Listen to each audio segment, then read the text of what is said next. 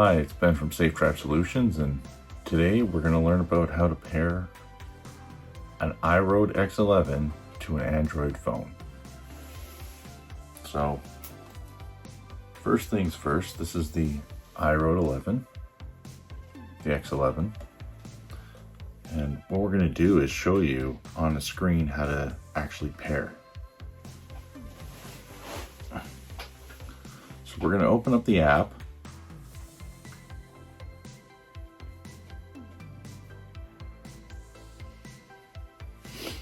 Click connect on the app. Select the dash camera. The next thing you want to do is actually hit the Wi-Fi button. So you can see here, there is a Wi-Fi button. We're going to hit that. Stand by mode for the registration.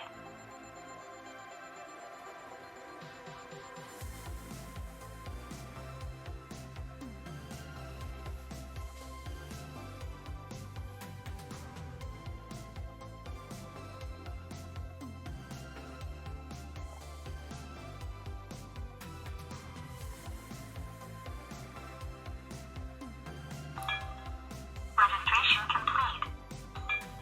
User connected. And just like that, we're paired to an Android phone.